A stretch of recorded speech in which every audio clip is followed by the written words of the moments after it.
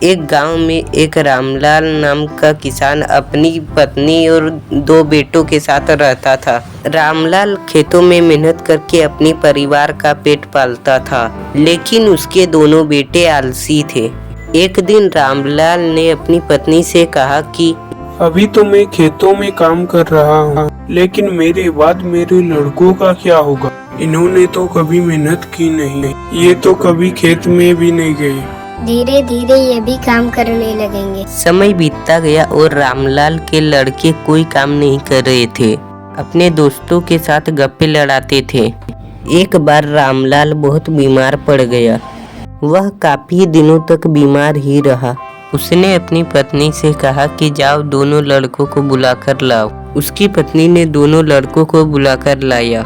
अब मैं ज्यादा दिनों तक जिंदा नहीं रहूंगा। रामलाल को चिंता थी कि उसके जाने के बाद उसके बेटों का क्या होगा।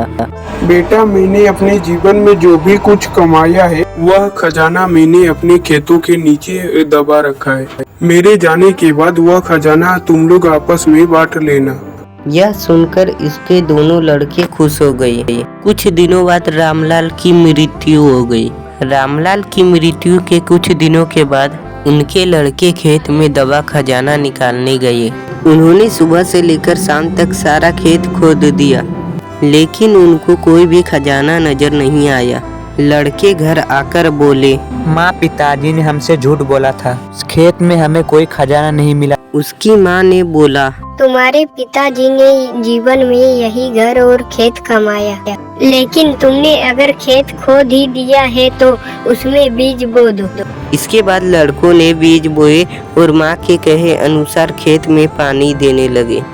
कुछ समय बाद फसल पककर तैयार हो गई। राजू भाई, फसल बेचकर अच्छा खासा मुनाफा हुआ, चलो माँ को पैसा दे के आते हैं। जिसे लेकर वह अपनी माँ के पास पहुँचे। तभी उसका बेटा बोला, माँ, ये लो पैसे, इस बार फसल करके अच्छा खासा मुनाफा हुआ है।